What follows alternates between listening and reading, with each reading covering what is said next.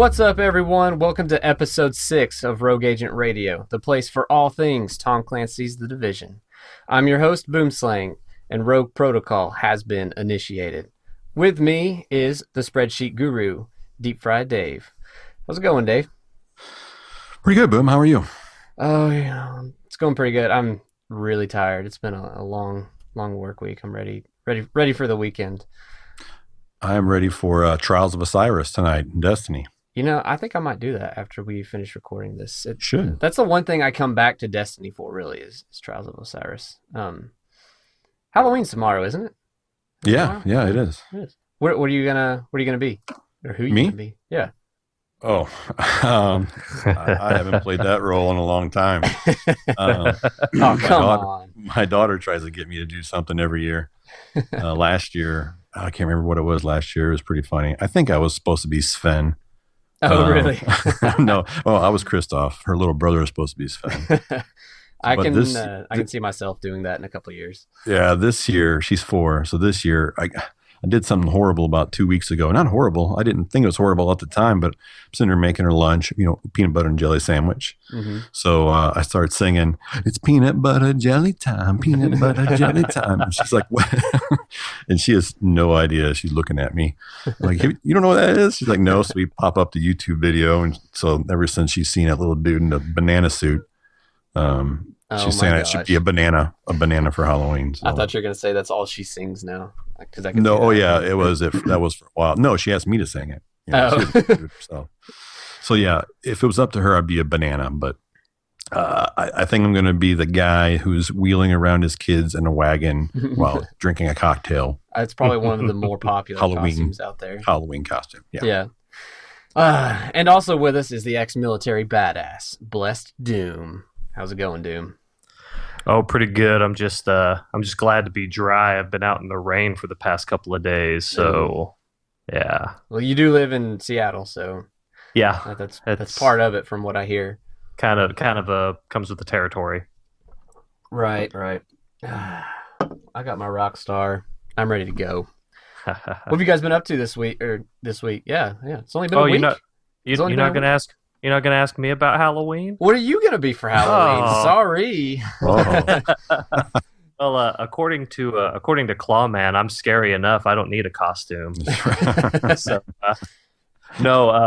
I kind of got burnt out a little bit on the dressing up thing because I did a tiny bit of acting a few years ago, and I fell into the role of being the guy who always did the prosthetic makeup. So I've done a lot of zombie stuff. Like one music video I was in, I had 4 hours of makeup and prosthetics put on me.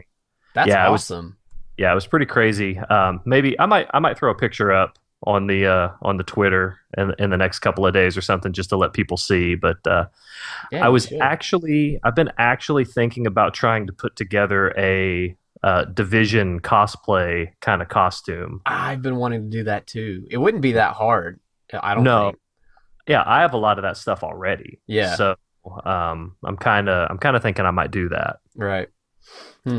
While we're on the topic of Halloween, though, Dave, you sent me a picture of something that you did. Tell everybody what you did. Because now you've inspired me. I want to do the same thing, kind of. Yeah. I gotta one up you though, because I'm gonna try to do. I don't know what I'm gonna do, but I want to do something. Well, by the time this airs, I'm sure all of our listeners would have seen it by now because they all follow us on Twitter or at the webpage. But so we did. If you don't, go follow us at Rogue Agent Radio. There you go. Nice work. So my daughter's 4 and wanted to do a princess pumpkin this year. So her and I are watching some YouTube videos to kind of up the game. So got her like a stencil kit. So you like print out the stencil and you tape it on a pumpkin, and then the stencil's like intricate. Sure. So, but you just like poke little holes all along the line of the stencil. Yeah. So you poke a hole, and she did it for like an hour. She's 4. I'm like, holy cow, you're even more patient than I am. So anyway, she did hers, and then I took our fabulous Rogue Agent Radio logo and printed it out and taped it on my pumpkin and did the same thing. So if you're interested in seeing what that looks like, head on over to our Twitter page, and it looks pretty awesome. Yeah, it really does. is. I was surprised. I was like, that's our logo. That looks really good on a pumpkin. It's pretty freaking sweet. So I'm going to try to, I don't know what I'm going to do. If I don't want to do the logo because that's your territory now. I think I might want to do, like the division or like the Strategic Homeland Division logo There you go. or Wow. something like that. So that could be pretty cool. I don't know what I'm going to dress up as, but normally whenever I like start looking for costumes, I want the best costume out there. So I'm looking at like Batman costume, like full on Batman costumes that you would like buy or whatever, and they're like $300 or like an Ezio Assassin's Creed costume. It's like $200. Like these look freaking legit, but they're so expensive. And I'm like, I'm never gonna be able to get this. So I end up just like, I don't know. So I don't know what I'm gonna be doing. What have you guys been playing in terms of games? Yeah.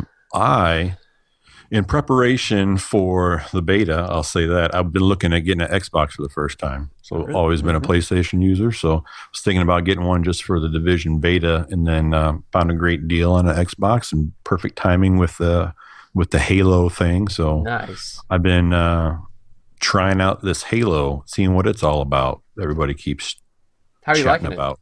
Is it good? I haven't played too much of it, honestly, probably a couple hours, but it takes some getting used to. I'm like, I'm four games behind. So I'm walking into it like, I don't know anything. I'm like, I'm trying to play a little PvP. I'm like, I can't select my loadout, or I have to like rob guns. I was like, I don't want an assault rifle. I don't even know how it works. I have no idea. Yeah, I haven't played a whole lot of Halo, just mostly at friends' house and stuff. Because I'm like you, I've always been PlayStation. Actually, started out Nintendo, then went PlayStation, then went PC, then went back to PlayStation. So it's kind of my short, brief history on my video games. What about you, Doom? You've been jumping into anything different other than Destiny? No, not really. I've still been banging out that hard raid, and Did you beat it yet? no. Still can't beat Oryx. Ouch. And probably That not tone. going to be able to probably not going to be able to do it this weekend because Trials is back, so everybody's going to be doing that. I'm not a fan of Trials. So the only reason I'm not a fan of it is because it's impossible to find a group on the weekend. Yeah. Because everybody wants to do it. It's fun when I can do it, but I have to get somebody to carry me through because Right. I can hold my own, but not in that arena because everybody in there is so good. But what is it? Another week or 2 weeks? About a week and a half until Fallout 4, and then I will disappear into the wasteland, and that's where I'll be until the Division comes out. Yeah. I'm interested to see what you have to say about that game because I'm probably not going to buy it on launch day. I'm waiting for Battlefront because I just bought Assassin's Creed and I've been playing that Assassin's Creed Syndicate. It's actually really good. Is it? Yeah, it's a lot of fun. Have you played the other ones? Yeah, I played the original one. I played 4 and I played Unity, and I didn't have any problems with Unity. Just throwing that out there, I thought it was okay. I didn't beat it because I was so into Destiny that I didn't put a whole lot of time. I probably put 2-3 hours into it. I never had an issue. I had frame rate drop a little bit, but that was about it. But this one's really good. All the missions are fun. The characters are really intriguing. The voice acting's very well done. I'm enjoying it so far. So yeah, if Fallout wasn't about to come out, I might give it a shot. I played 1, 2, and 3, and it just and then I skipped over 4 because they just I was super excited when the first one came out. I was like, man, they can really go some places with this. And then 2 was pretty good. And then once they started cranking them out every year, I'm not a fan of them cranking out a series. I'm not a fan of annualization either. Yeah, so it suffered, I think, because of that. It's more than anything, I really want to just see a TV series or a movie about that world. Mm-hmm. But the games haven't been enough to really hold me in it. Yeah, they are coming out with a movie, so. Yeah, but yeah, if Fallout wasn't coming out, I'd probably definitely jump in and try it out. Yeah. All right. Well, if you didn't know, Rogue Agent Radio is your podcast headquarters for the Division news extractions, game discussions, and agent trust issues. You can find us on iTunes by searching Rogue Agent Radio, where we'll post a show every other Monday and possibly every Monday, depending on news and stuff in the next few weeks. So synchronize your watches accordingly. And while you're there, hit that 5-star button and drop a review. Helps us get more recognition and spread the word about this game and the community forming around it. Also, be sure to follow us on Twitter at Rogue Agent Radio for all the latest on the show and up-to-date news on the Division. I decided before we jump into like the news and everything, I wanted to just kind of like give a brief overview of what we're going to go over. So in this episode, we're going to talk about the latest podcast, that the latest official podcast that is, and where they went over a lot of customization as well as confirming a new ability. And then we're going to mix things up and go over listener mail right before we move into the topic of the week, which will be over raids and PvE. So that way everyone just has a little bit of an idea what we're going to go over. So with that, we're going to start it off with some news.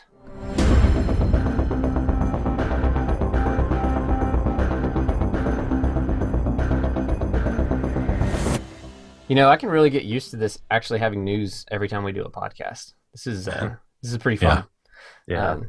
So, like I said, we have the like back-to-back podcast. We have the official podcast episode. Was it 6 or 7? I can't remember. I believe it was 6. Was it 6? Okay. I think it was. Whoa, what was that? Anyways, something fell down behind me. Agent down. Agent down. Send back up. I'm dying. It was titled The Division Podcast, Episode 6, The Agent's Journey. Let's see. Who was in the show, Dave? Let's see, they had on the senior character artist. I'm going to butcher his last name. Dude, I want to hear this. No, well, Emil, and the only reason Emil Mijanovic is what I'm going to guess. Very nice. That sounds right. It does, right? And game designer Drew Reckner. Yeah. So they were Emil, I believe he's more in the character customization itself, and then Drew did a lot of stuff with NPCs and kind of stat-based stuff. Is that right? Yeah, I can't think remember so. exactly how I phrased it, but one thing about the NPCs is I love how he said that the NPCs basically add this whole new dynamic to the game and really gives like a story and different things to do in the world. So without elaborating on it anymore, just that little bit that he threw out there about it gets me really excited. Like that there actually are NPCs and they do, affect the world that you're playing in. That was really exciting. Yeah, I'm really tired of playing in open world games where it's a city that the city has been cleared out, like that last Batman game. Mm-hmm. It's another city that's been evacuated, so it's an empty city with nothing but bad guys. That's kind of not as interesting as it would be if you just had, civilians and people in there trying to live their lives. Right.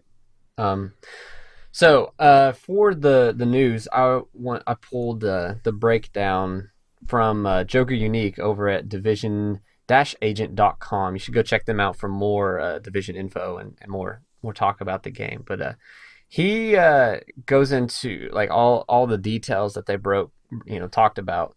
So I just want to read some of the things off because it makes a lot of sense what he said. They first talked a little bit about just character customization in general. That's kind of what their whole plan is for the next few weeks, whatever it is, to talk just about your characters, customization, progression, things like that. So this was one of the first things that they put out there on that. So to start off, character customization. Basically just you're going to be unique. Usually in MMOs, there's a point where players look similar in the end game because everybody has the same high-end gear, wears the same armor, and as a player, you're not unique anymore. There are multiple ways to solve that problem. In some MMOs, the armor stats are not in the different armor parts, but in modules that can be replaced. Other games like Diablo 3 just give the player an option to reshape the armor pieces to look completely different. The Division chose a multi-layered customization system. So it's basically, I think it goes into it a little bit more, but you're going to have different layers on your character. Instead of it being like you have a shirt and that's it. If you want to change your look, you have to get another shirt or, a jacket or something and put that on over it for now, or like in this game, you will be able to have, you know, an undershirt, a shirt, and then a jacket, and then those will be you can toggle those on and off. Going in a little more detail about the stat slots. The stat slots are the gear slots that enable you to put armor on, like chest armor, gas masks, helmet, gloves, and so on. These pieces give you, for example, defense stats, and those are the parts that have to be replaced as you level up because they become useless. They're probably going to explore this mechanic in the next podcast about character equipment, which is probably going to be true. It's interesting, like, you know, he's talking about different stats and cosmetic slots, and like stat slots, just to kind of give you a brief overview. Like he was saying, armor and all these other things. Do you guys like that idea? What do you think about having a stat and just regular cosmetic items? I think it's a good idea because if I understood it right, so you have, let's just put it, if you have one piece of a legendary jacket, let's call it, or I don't even know if it's legendary. You have a jacket and say it has 6 slots on it, so then you could do like 3 like stat mods and then 3 customization mods. Is that how, I mean, just as an example, is that how it would break down? Like you could do 3. That's how I would imagine that it would be. Okay. That's what, yeah. Okay. But yeah, I mean, I like that idea because then everyone's individual. Right.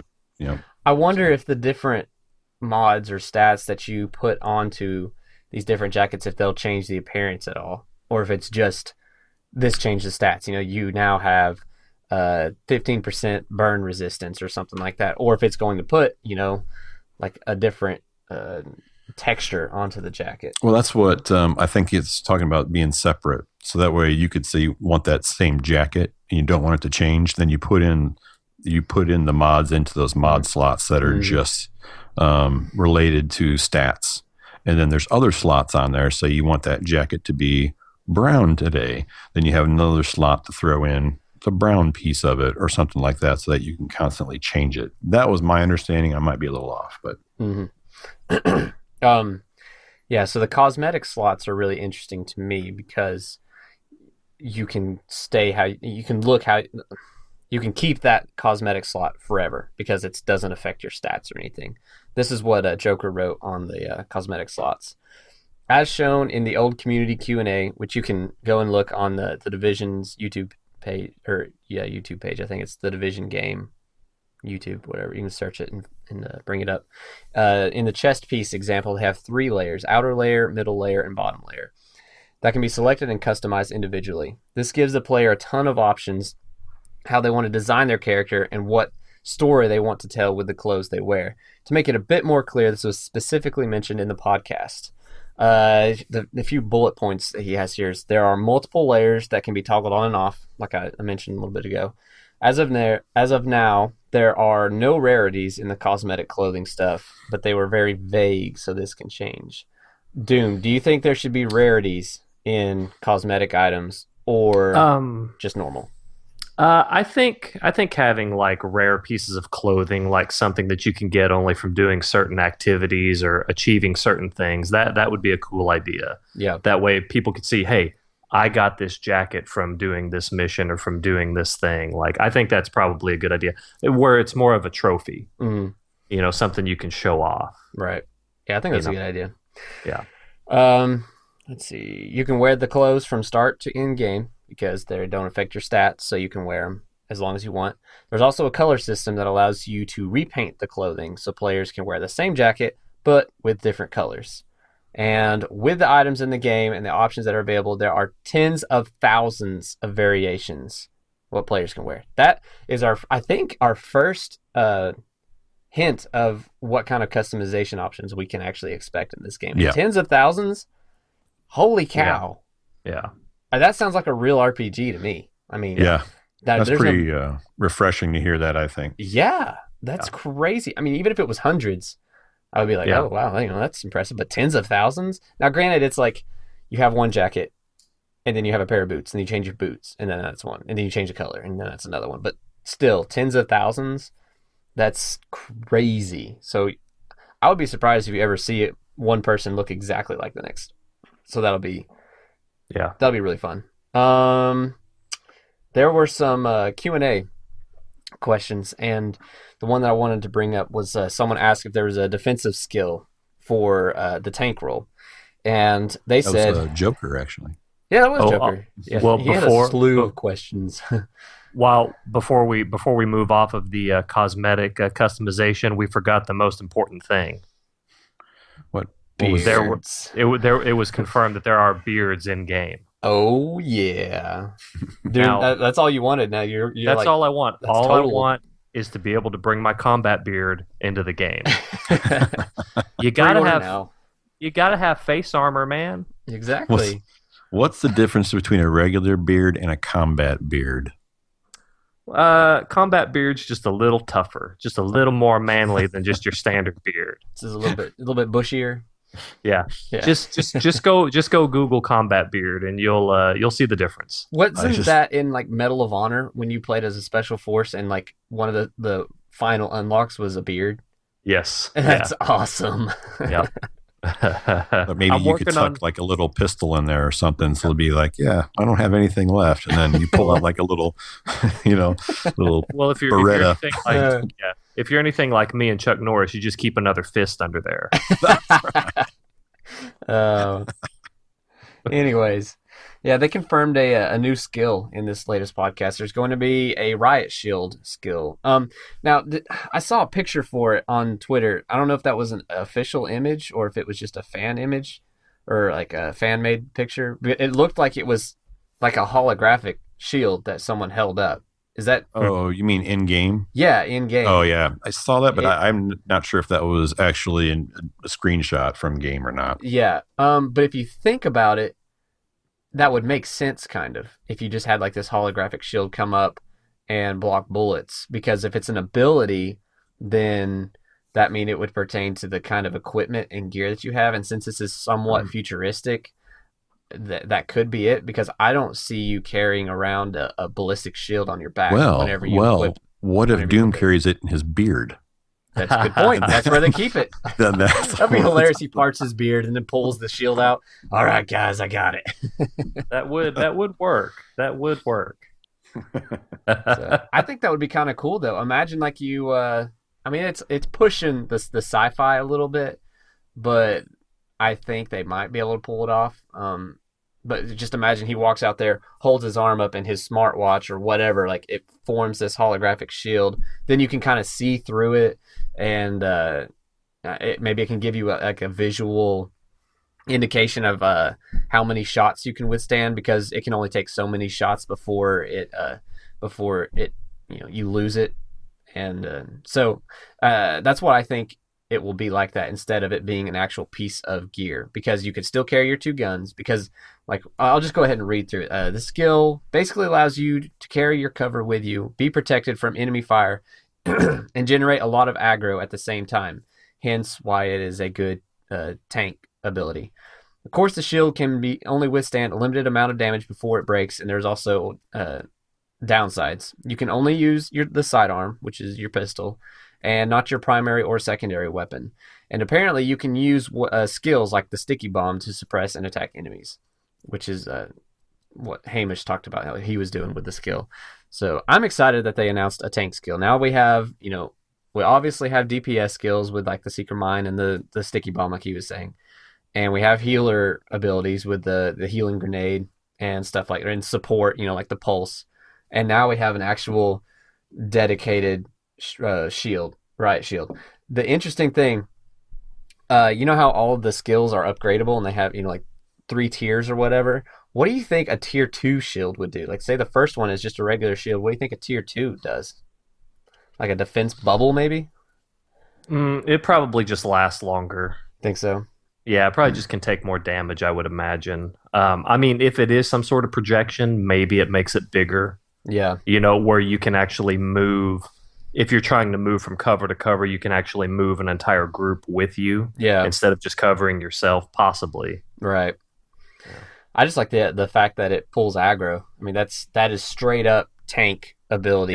Yeah. Skill, everything that you need. So that's pretty cool. I'm excited about that. All right. Well, let's move into some listener mail.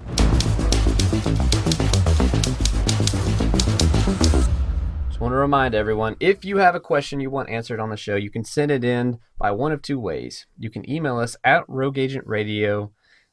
I always say at. You can email us at RogueAgentRadio@gmail.com or send us a voicemail to speakpipe.com/RogueAgentRadio. Just like Tubby02. He says, my question for the team is this. I'm quite a lone wolf and hop on and off my Xbox One when I can, in between being a father, a worker, and a husband. So rather than letting a team down and not being there for one at the beginning of the mission, can I log into the social zone and sort of find my friends and hop in and out like Chris did in the E3 demo? The answer to that is yes. So far, I mean, depending on the different activities, we don't know about all the in-game stuff, but yeah, it's a drop in, drop out kind of game. You can, like say Dave's playing right now, and I jump in, play with him for a few minutes, help him take out, a few cleaners. Be like, well, my daughter's calling me. I gotta go. My wife's calling me. I'll hop on later or whatever. So that's one thing I really like about that. What do you guys think about the whole drop in, drop out aspect? The more flexibility that you get in the co-op type stuff, the better. Mm-hmm. Yeah, I think that's a better, because I mean, people have their lives, and they might not have hours and hours to play. So yeah, that's a really good idea. So just want to let you guys know, if you follow our Twitter, you'll notice that every week we ask people to send in your questions and or topics for the next episode. So we're going to experiment with this a little bit. We're going to inject some of those questions and sometimes topics, whatever the case may be, into the actual topic that we're discussing that week. So if you like this, let us know, send us some feedback, and just let us know what you think, because you guys are shaping how this podcast is evolving. Basically, we're still new. We're still figuring out how what works and what everyone likes. So just let us know. We are going to, I guess, go ahead and move into topic of the week.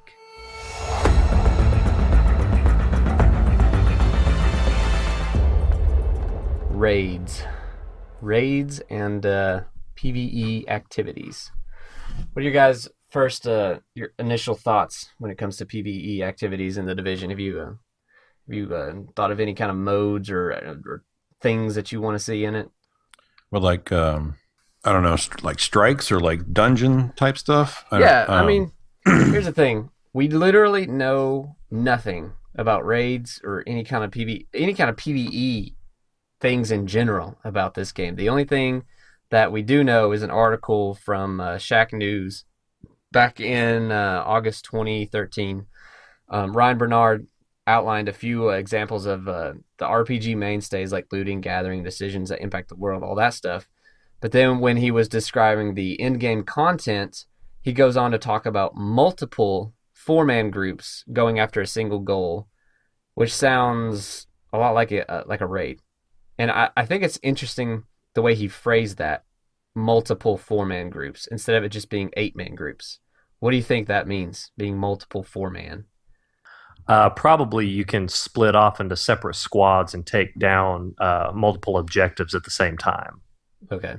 You can have somebody securing an objective or pulling guard outside and keeping, like if, say, you go into a building, so you can have the outside team and you can have the inside team. You can have people outside protecting and people that go inside, something like that, where not everybody has to be together at the same time. Yeah. You can still have comms, but you're doing different things. I mean, that would be more realistic, really. Right. I think the whole idea of a raid in this kind of setting is interesting. Like, I don't know if it would actually be called a raid. I don't know what it would be exactly. We have some questions over a little bit later. We can go more in depth. But let's talk a little bit about Destiny's PvE activities and the divisions, because since these games are probably the most closely related in terms of style and genre, if you want to put it that way. So you were talking about strikes a little bit earlier, Dave. What would you like to see that same kind of activity in this game, or what kind of twist would you put on it? Well, I mean, for like a group thing like that, one thing that's nice, and kind of to what WO2 was saying, is that the one thing being a dad and not having a lot of time, whether I jump on, there's some nights I jump on for a half hour when it's quiet, or Saturday during nap time. It is nice that I can jump on and know that, oh, it only takes me 15 minutes to run this strike. I can group up with a couple buddies, or I can just get match made. So that type of stuff to me, I'm really hoping that they do like a reset mentality, weekly reset. So there's some reoccurring PvE events that get refreshed, and there's different loot drops, because that really keeps things interesting and fresh. So something like that would be cool. Whether that's just as far as a strike, it could be, I want to say strike, but we'll call it an assault or something like that. So if you have different assaults, like say there's one in every district, there's one little area that they call an assault, and it's, maybe you just have to take this little enemy compound, not a compound, but say this enemy faction has this, they got 3 or 4 floors gutted out of this building, or it's a warehouse, wherever they're holed up, and how they react and what they do inside changes, on a refresh or something like that. So having those kind of activities where it may take 15 minutes to jump in and do would be pretty cool. And I think there's a lot of ways you can go with it. Yeah. What if it was like this? You know how the enemies are supposedly going to move throughout the city in a dynamic way. What if those assaults, what you're talking about, I like that name. We're going to coin that term, assault. Whatever it might be something. that is really good. You have different districts, like what you were saying. If each district, or maybe one district at a time, depending. Let's say it's multiple. Let's say there's 3 or 4. Let's say they could be rated by difficulty. This one could be easy, this hard, and the rewards could vary, and the harder ones take a little bit longer. But they could change depending on which district. Say there could be, say 3 active in a week, and then you can choose which one you want to do, and they would change. Like I was saying, they'd change, and it could be the same mission every week. It could be like Destiny's, and then there could be like modifiers, because there is elemental damage. It could be like electrical damage increased by 2x or something like that, and then they could just rotate depending on the week or things like that. Because I feel like a game of this nature, it needs to have weekly events and maybe even daily events, which is another thing I kind of want to get your opinion on. But what do you think of that, having like rotating, which is kind of like what you were saying anyways, but I think that would be one way to keep it fresh and keep people coming back day in and day out. That's a good idea. There you go, Massive, for free. Yeah. Even if it is the same sort of activities, like you were saying with the dynamic enemy movement, even if it's the same mission and you're going to the same area, having variety where people don't get burnt out. I mean, I can't tell you how many times I ran the Sepix Prime strike, and it's exactly the same every single time. Yeah. Ooh. The way that you could change that up is it could be different enemies. Say the cleaners hold it one week, well then the Rikers hold it the next week. And then exactly like that. I mean, Destiny got a little bit of that with the Taken King, where they started throwing in these little twists in the different. And I mean, how much more fun are the strikes now? Right, it definitely mixes it up. So and I mean, the more variety that you can throw into it, because you also add in different weather conditions, day versus night, all that different stuff can completely change the way that you run a mission. Wow, yeah. That's actually something that Jesse Langvin asks about by sending in one of his letters. I'm going to read it out. He says, in reality, what exactly would a raid look like? I think Destiny is everything fantasy. You can create bosses that are extremely difficult, so it's possible that raids would be either weather or nighttime based in the Division. You think they would take back a part of the base of the city during a blizzard where visibility sucks and communication is cut out amongst teammates, or you could have to hold and capture areas at the same time that would consist of an underground, outside, and inside component. I feel like raids will be weather-based and have a lack of communication component, since teamwork is essential in this game. What do you guys think? That's a really good question. I think like what you were saying with the weather, it could really affect what's going on, Like it could be like a almost an instanced area. It doesn't have to be in the open world. It could be like this area is like a building, or it's cut off, and then they could simulate a blizzard in there, even if it's in the area it's sunny. Yeah. and that could ramp up the difficulty. You know, that could be one of the modifiers. Yeah, and he's talking about raids though too, right? So overall, are you right? I see what you're saying though. Okay. Yeah, I mean, as a raid, well, let's think of it this way: if there was a raid, you could basically have those 3 or 4 events, and one could be a raid, and it could be in each individual, like there could be a raid in 1 or 2 of the districts, you know, and you know, starting out with a game, assume they have one of those top tier difficulties, and it could be, you know, in District 12, whatever, you know, let's go all the Hunger Games here, and then that could be the most difficult. You know, you could have like, you know, medium difficulty, hard difficulty, extremely hard difficulty, and then whatever the raid would be. So, you know, basically just different tiers of in-game activity with different rewards. And then say the very first one only has 1 modifier, and then the second one has 2 modifiers. And it's kind of like, you know, the legendary status of a weapon. You know, the more rare the weapon is, the more mod slots it has. So maybe the more rare the raid or the more difficult the activity is, the more modification it has to it, and the more rewards it has to it. Well, here's how I imagine a raid. Now, stay with me here because this is going to get maybe a little weird. So, of course, we're imagining raid. We're just using that term as the top tiered PvE activity in the game. Right. Right. So I would imagine that would be the multiple fire team mission. Mm-hmm. So because we have dynamic enemy movement, because we have weather, because we have daytime and nighttime, you know, passage of time, blah, blah, blah. Right. And we have separate teams. What I would like to see, and it might be boring for a lot of people. It would be interesting to me, but maybe it's just me. I would like to get some sort of intel brief before, like we can plan this mission before we go on it. We get a limited amount of information. We get a weather report.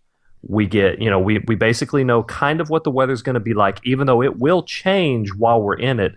We know what the forecast basically is. Right. We also know basically what time of day we're going in, but depending on how long we take, that could change. If we take too long getting through an area and we decide to go in right at night, if we take too long, the sun starts coming up. Oh, crap, we have to modify our techniques. Yeah. Or like different enemies could come out at night, more difficult enemies. Too. Right. Yeah. So we do get a set of information that we can make a plan based on, but that's going to change as we go through. Yeah.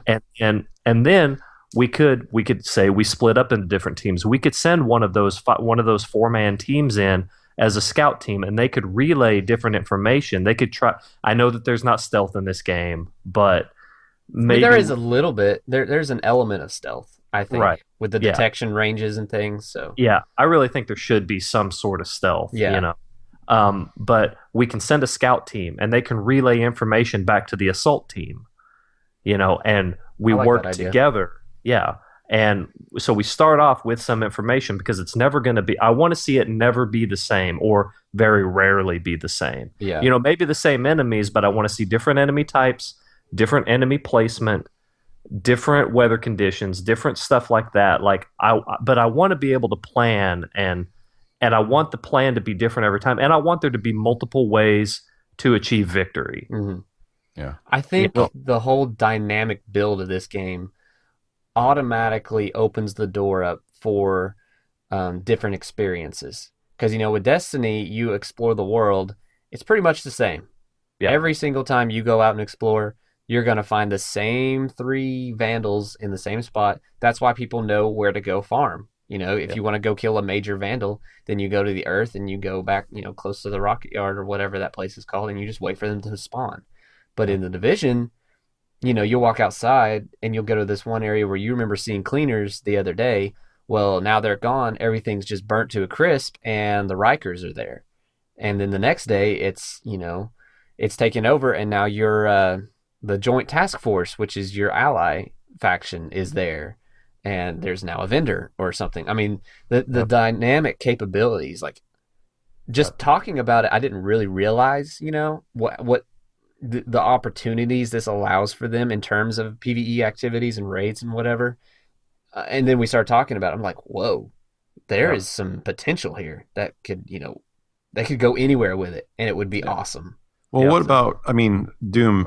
You're the raid expert, I think, amongst us. But like when I think, I mean, all that stuff really sounds like missions to me. Like it should be like a dynamic mission. Like that you can change every time and plan ahead and all that stuff. But like what I want, I can't get my head around. 'Cause I'm not the raid guy. Like as far as, I mean, you need like a boss, right? And there has to be team mechanics to it. Is that right? I mean, so is the team mechanic part of the mission, like the mission you're talking about, Doom, or do you have some ideas on? Well, yeah. That? Once we're going in, I mean, I haven't talked about what the possible objectives would be. I mean, I got you. Obviously, you would have multiple objectives throughout the thing. You need to do this, and then you need to do this. Just like in the Destiny raid, they do pretty good, but once, like in the Destiny raids, it all becomes muscle memory. You know exactly what you have to do each time, and you do it. So on this, you would have multiple objectives, and there would be an end goal, whatever that is. Whether or not your boss character is an armored vehicle, or an enemy fire team, like a highly skilled enemy fire team that you have to take down, or a highly skilled sniper that you have to work together to take down, or I'm thinking. Maybe a modified version of some of the old school Metal Gear Solid 1 and 2 and 3's boss fights, something like that. Where obviously you're not going to have some giant, alien, with a huge gun. Yeah. But there can be some sort of boss thing where you have to work together to take them down. Right. Like a dump truck? Tell that story.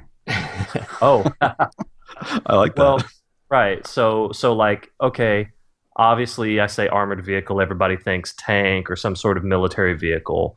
Boom brought up when we were talking earlier about, possibly a garbage truck, because didn't you say that there were some videos that showed that at one point? In the theatrical trailer, it shows the cleaners pulling up in a garbage truck. Right. So that's, that can be a modified armored vehicle. Or like the story that I was telling before we started recording. When I was in Iraq, I was stationed on the Syrian border. My company was about 140 guys. We were living in the middle of a city of 275,000. We were right dead in the middle. We had a compound with about 20-foot walls, about 2 blocks, walls around it, but we're in the middle of the city. So they never wanted to attack us directly, but they had a vehicle that they had a dump truck, and they had a Russian 52 millimeter mortar just mounted in the back of this dump truck. So if it drove past you, on the street, you'd never know. But they drive a few blocks away, angle the back end toward us, fire a few rounds at us, and then drive away, and we could send our teams out and we'd never find them.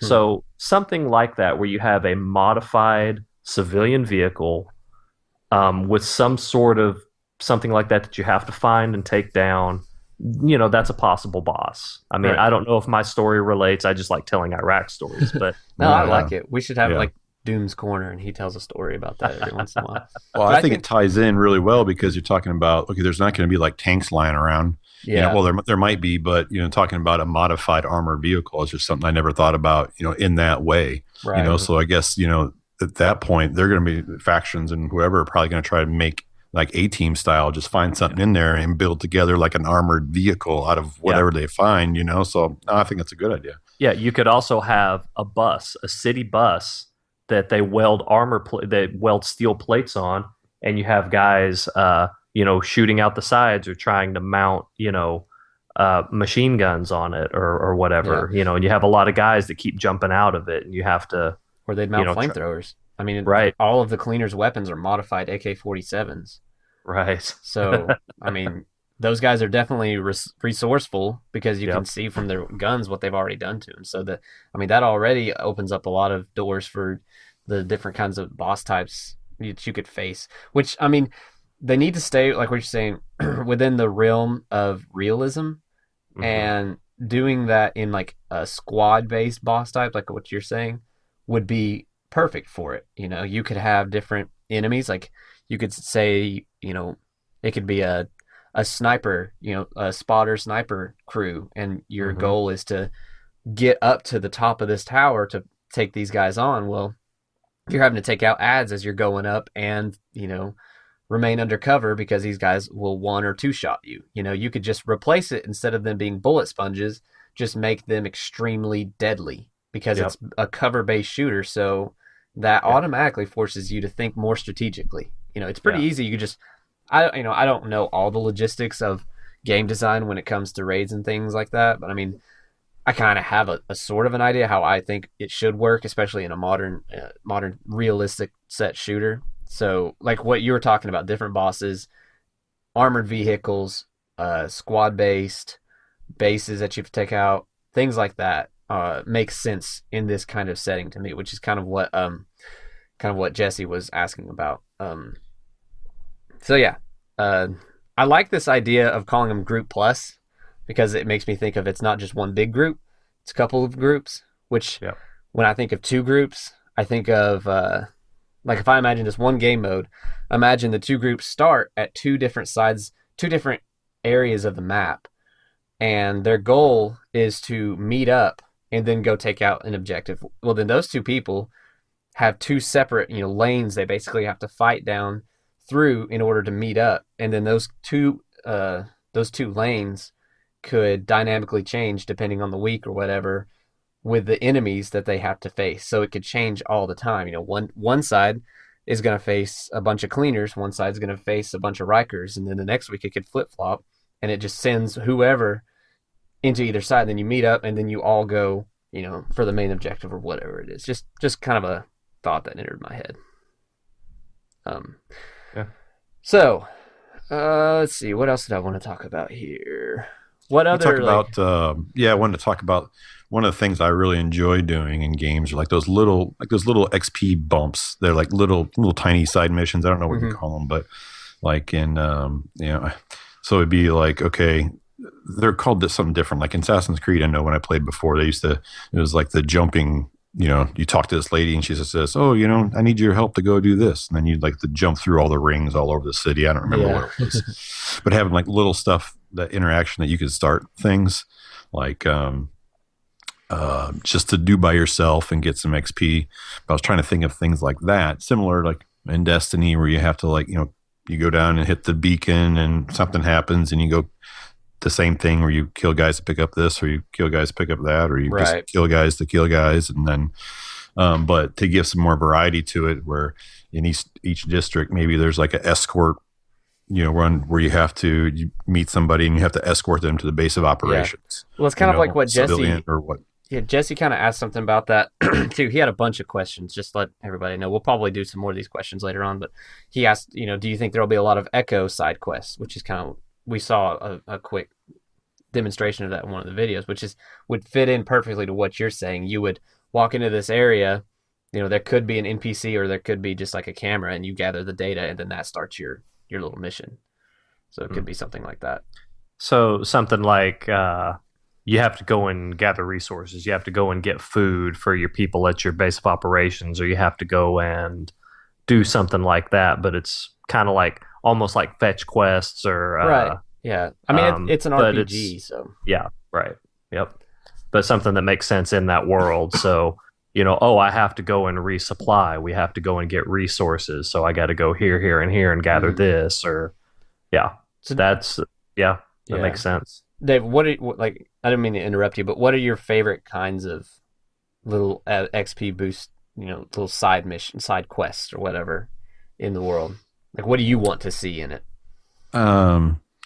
I really want to see, like, since all the enemies are dynamic and you're in different districts, I'd love to see like an assassinate one, to where it's like, okay, because most of these you're just by yourself the majority of the time. It's like, okay, there's one target.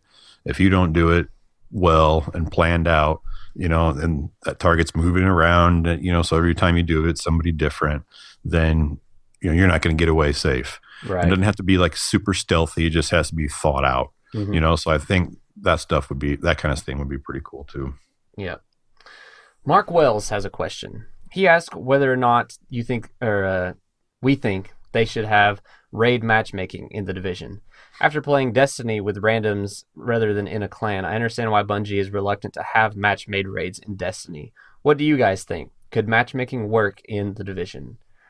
I think basically answered his own question. I mean, if you did a raid in Destiny with randoms, especially King's Fall, pretty sure you would die from beating your head against a wall. I mean, I've played that raid with a clan, and everyone's pretty good in the clan, but sometimes it's just hard, and we're communicating very well. I couldn't imagine doing that with people. Like, say you could get in a group with people who don't have mics. You could get in a group with people who don't know what they're doing. So I would say, depending on the mechanics in it, if it's like Destiny's raids, then there doesn't need to be matchmaking.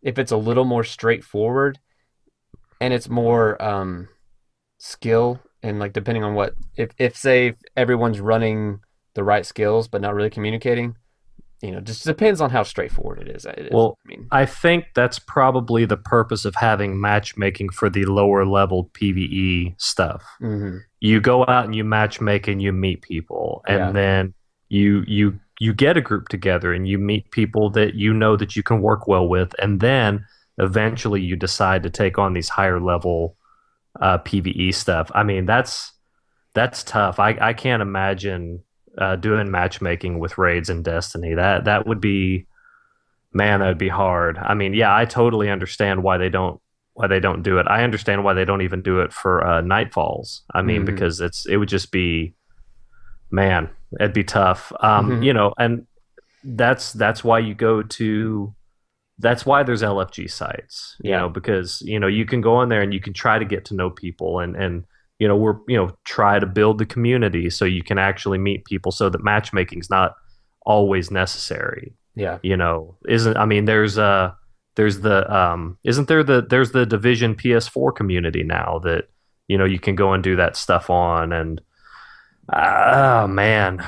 Yeah, I think there should be matchmaking for lower level stuff, but raids, I would have a hard time getting on board with that.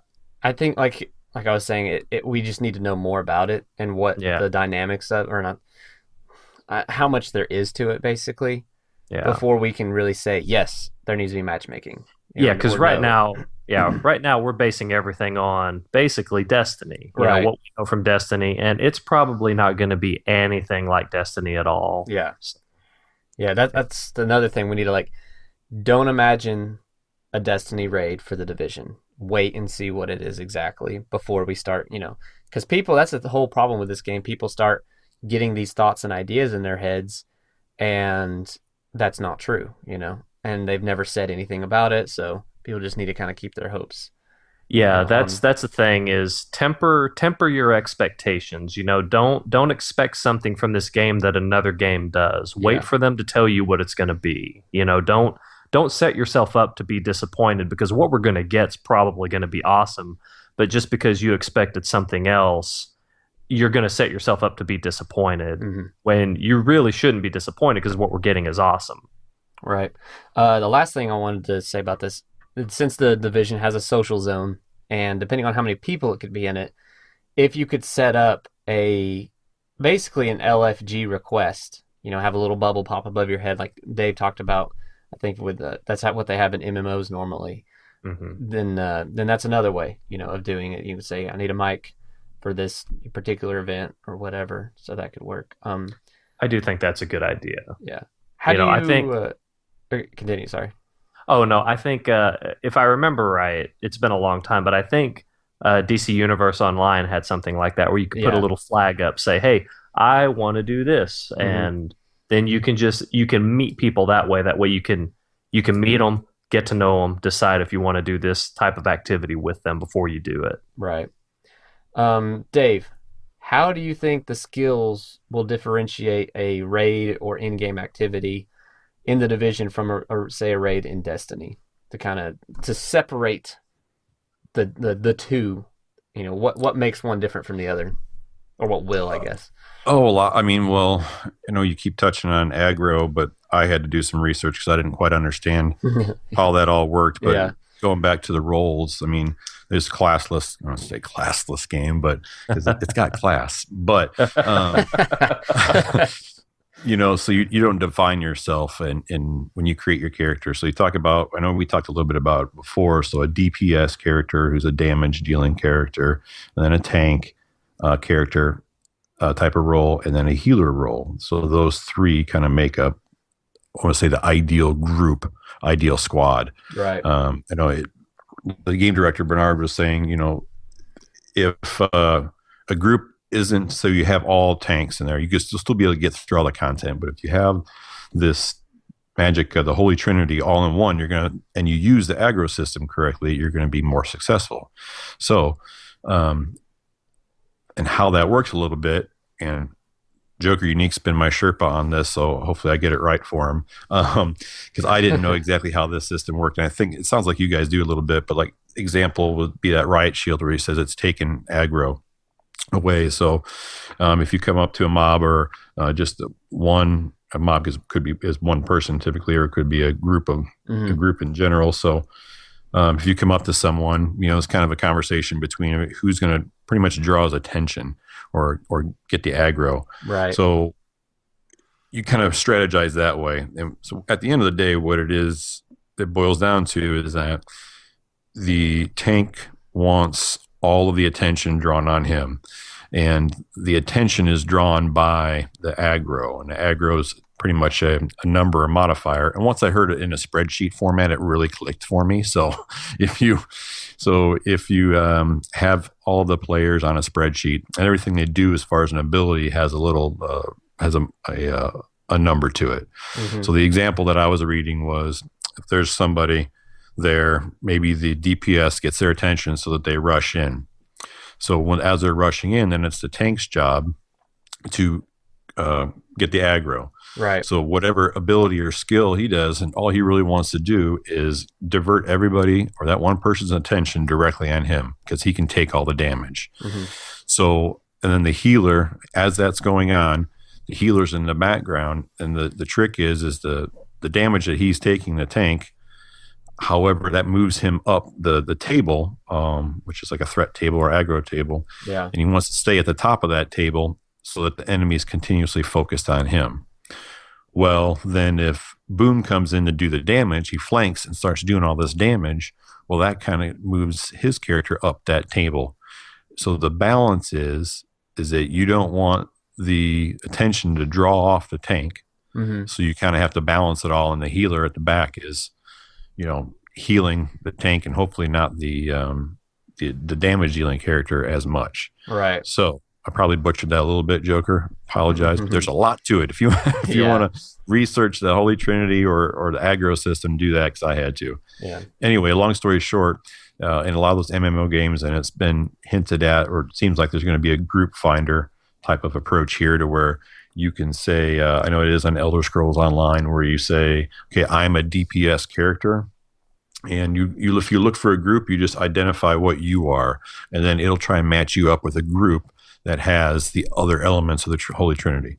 Yeah. So as part of a matchmaking thing. So it'll definitely make itself unique from Destiny, because I feel like a lot of people who come to this game are going to be from Destiny. So, I mean, I haven't played a whole lot of other games that have raids in it, but I like the idea of the Holy Trinity being in this game, especially in a modern setting. I think it's going to be really interesting, and I can't wait to see what they do with raids in general, or whatever they want to call them, in-game activities and PvE activities, because I think that's going to be the bread and butter of this game, and it's exciting.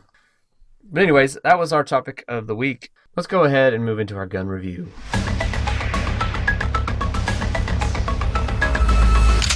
What do you have for us this week, Doom? All right. Well, this week, after the tightest poll race that we've had so far, I want to thank everybody again for voting, especially today. Like 50% of the votes came in just today. Oh wow! Yeah. That's cool. For the all week up until today, the SRS rifle was leading, but the H&K 416 assault rifle pulled ahead right at the last minute, and that's what we're talking about this week. My favorite gun. I'm excited. So the This week we're talking about the Heckler & Koch HK416, or the German M4 carbine. It's an assault rifle / carbine designed by Heckler & Koch.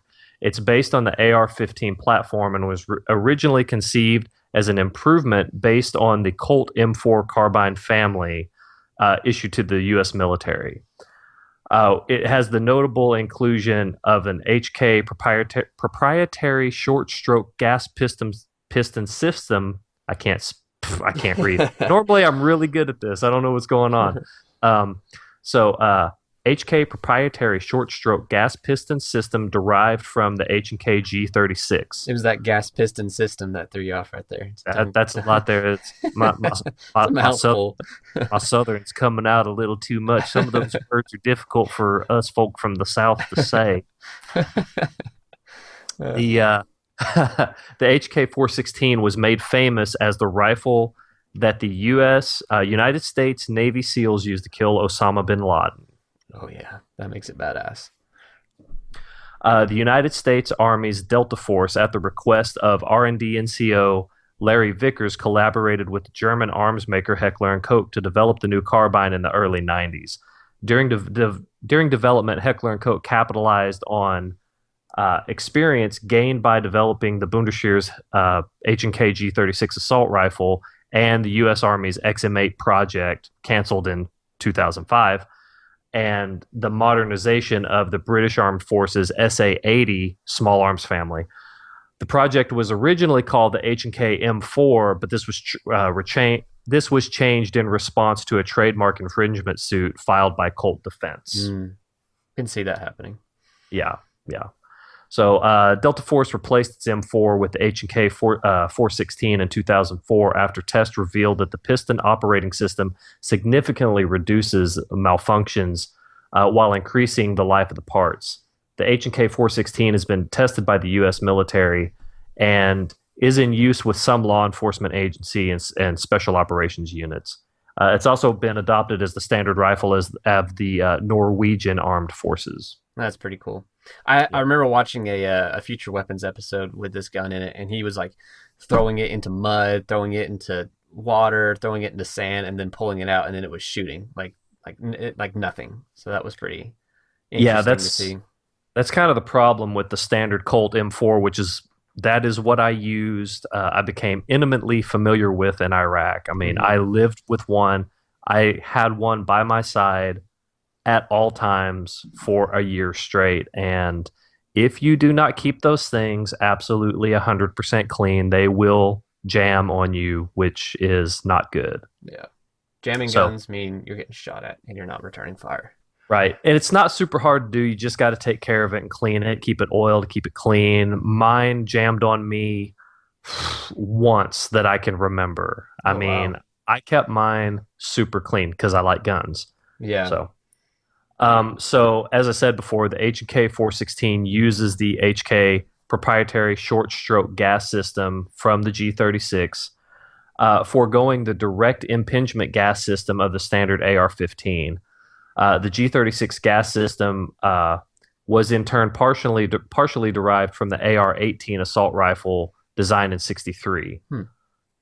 The HK system uses a short-stroke piston driving an operating rod that forces the bolt carrier to the rear. This is probably not interesting at all, but this is what makes it different from the M4. Right. Well, I mean, gun enthusiasts that listen to this are definitely going to appreciate it, and those who aren't are learning something new. So I imagine. Well, see, I'm learning a lot of stuff. Like I know guns a little bit. What I really know is how to shoot guns. Like I'm not a technical expert about this, so I'm learning about this stuff as we go. Right. You give me a gun, I can go and use it. I can use it tactically, but as far as all the technical stuff, I'm learning as we go, and it's really interesting to me. Well, it's also fun because this is probably going to change so much that we probably won't ever do this again when we get into like in-game guns, because we're going to talk a little bit about the real life history of it.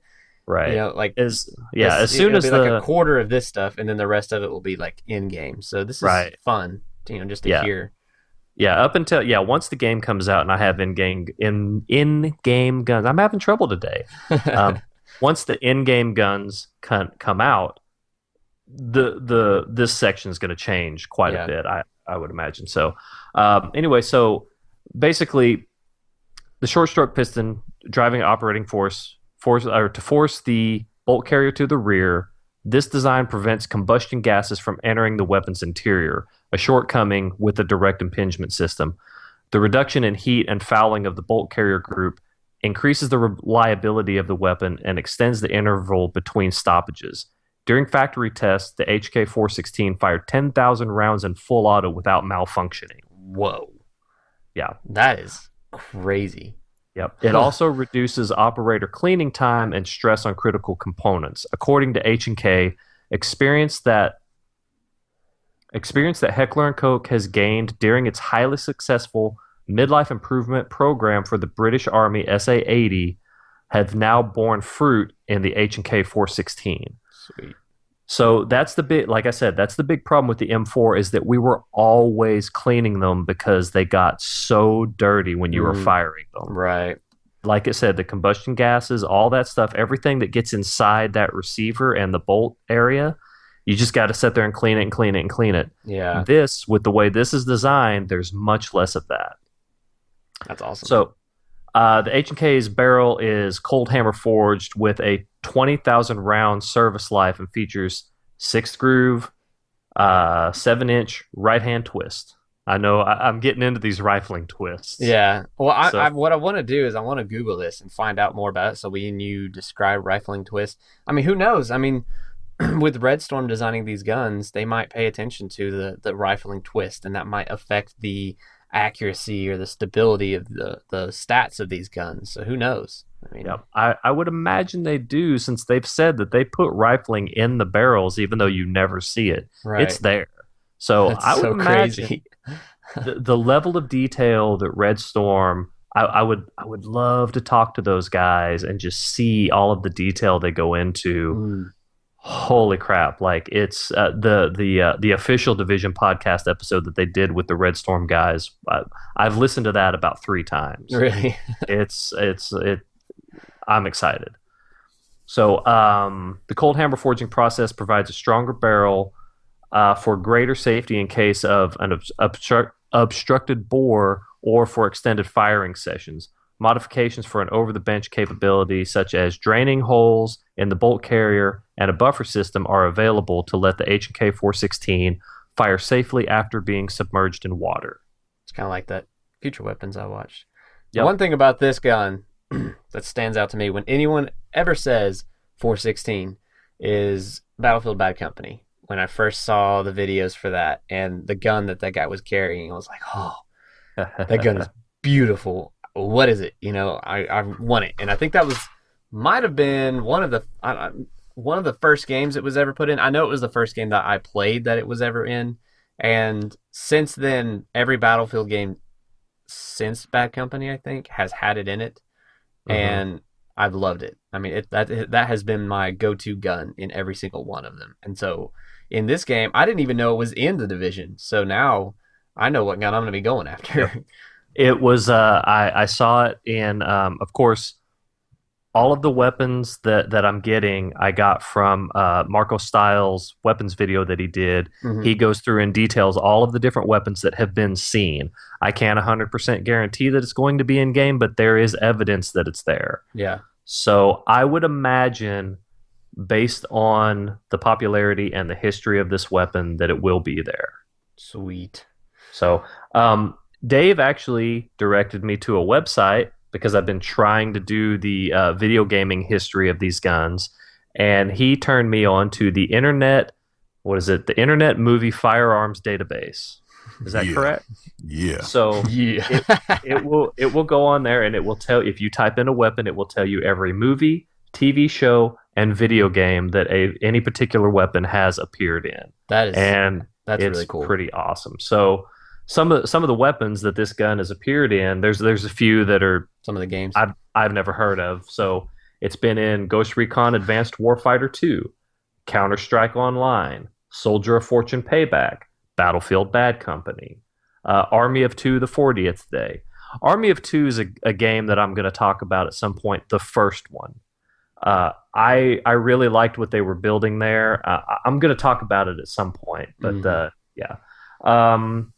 Battlefield Play for Free. I don't know what that is. I never played it. Yeah, Battlefield Bad Company 2, Battlefield 3, Uncharted 3, Serious Sam 3, Ghost Recon Online, Medal of Honor Warfighter, Hitman Absolution, Call of Duty Black Ops 2, some really crappy Resident Evil game that I will not mention. Resident Evil Operation Raccoon City, which should have been one of the best Resident Evil games based on the design of it, but it turned out pretty horrible. Yeah, I was very upset because I'm a huge Resident Evil fan. Tomb Raider, Battlefield 4, Splinter Cell Blacklist, Watch Dogs. Yeah, buddy. Yep. And another game called Severium, which I have no idea what that is. Never heard of it. Yeah. So, yep. It's also appeared in movies like The Expendables or Expendables 3. Yeah. Different movies and stuff like that. Various, TV shows and stuff like that. So it's been around. Sure has. I'm super excited to use this gun. This might end up being one of my primary weapons. No, it's gonna be mine. You get different. Oh, that's right. I get the saw and that's right. If you find that gun in the dark zone, I will be killing you for it. Just so you know. Like if you find a 416, you might as well just go ahead and get prepared because I'm gonna sticky bomb your butt. That's it. You're gonna try. Yeah. Bro, don't even. And that's where it started. It has begun. There's going to be plenty of other guns. I will give you my 416, so you don't have to because we can yourself. Trade. What we'll do is we'll trade back and forth, and we'll see. Yeah. We'll take turns. We can play nice. So. Yep. We'll play nice at first. Yeah. Before we wrap this up, Dave, you had something to add about the website, didn't you? Oh no, just to make sure to check us out at RogueAgentRadio.com. Yeah, buddy. Learn a little bit about us and the show. Also, you'll find all of our necessary links to stalk us on, and then hopefully we'll have a blog on there for the Arms Room of Doom. So you'll find all of Doom's weapon reviews, and then we'll have our own blog on there for news and podcast release and such. So, and then of course, as always, the Social Zone. So talked a little bit about that Social Zone on the last episode, and I didn't have it posted yet on the website. So it's going to be, I'll explain a little bit more about it at the next show, but we're really excited about what it's going to provide for the community. So yep, it's going to keep getting better. Yeah, RogueAgentRadio.com.